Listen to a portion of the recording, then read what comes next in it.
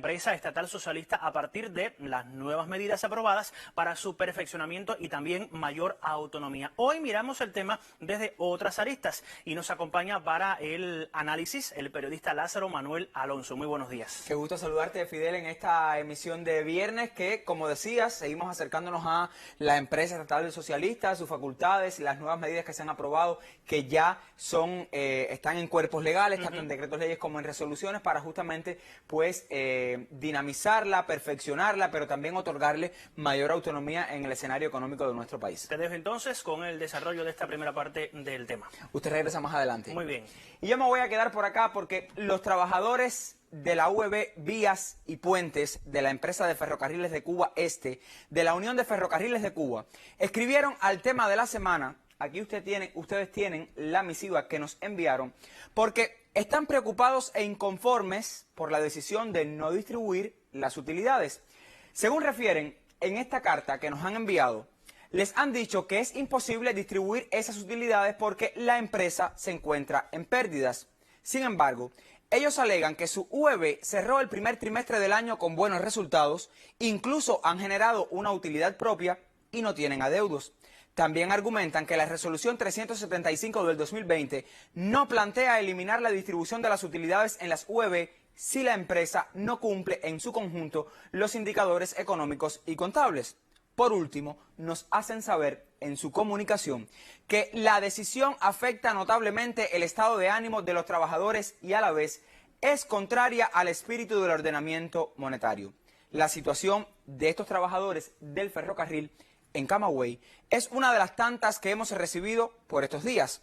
Algunas comunicaciones alegan falta de transparencia de los directivos de sus empresas sobre la distribución de utilidades, la no comunicación del estado económico de las mismas y, en no pocos casos, desconocimiento de lo legislado para este particular.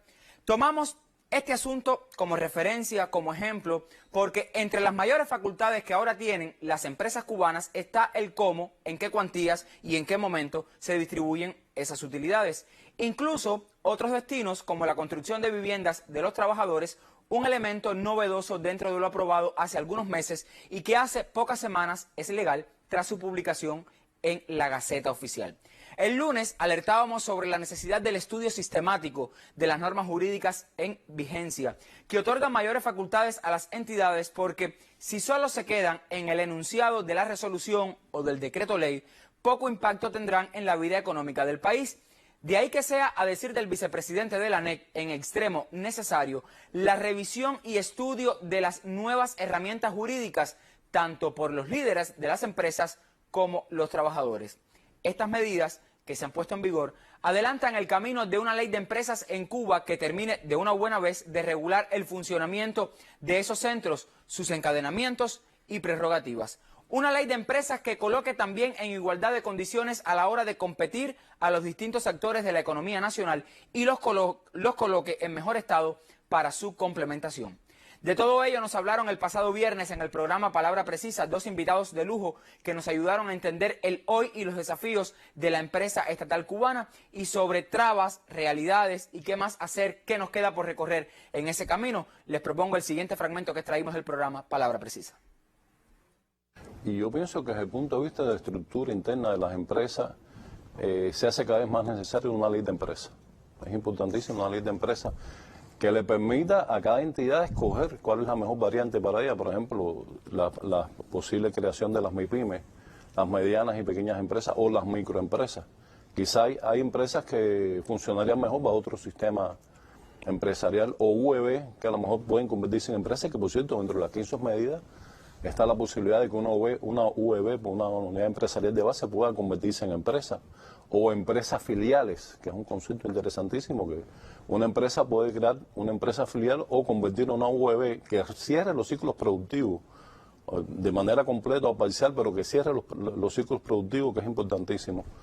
Y en ese camino yo creo que nos hace mucha falta una ley de empresas, que nos permita, ¿verdad?, tipificar y darle más hierro, más herramientas a la empresa para que elija cuál es la mejor estructura que ella puede funcionar. Yo creo que hay que estudiar.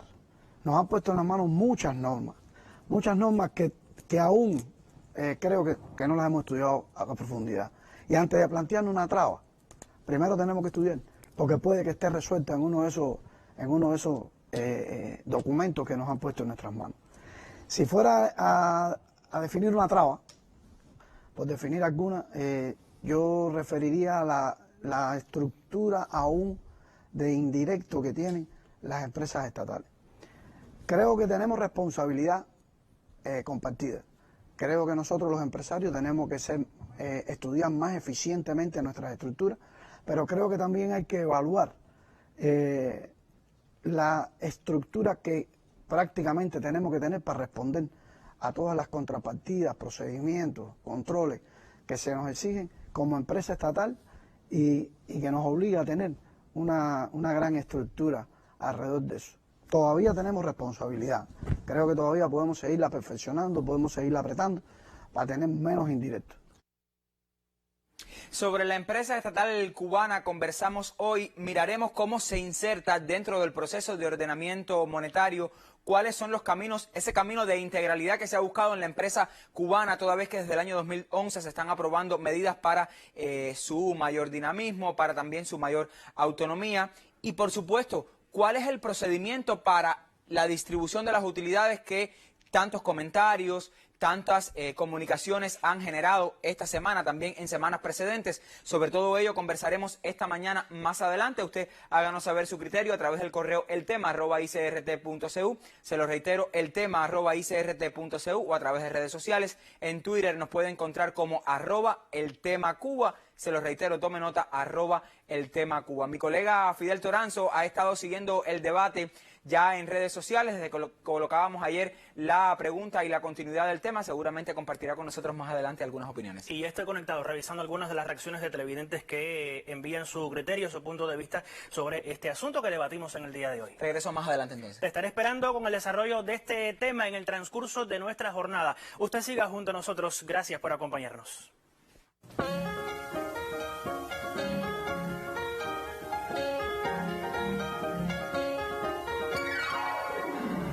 Ahora, la mejor información cultural de la mano de Dayana Natal.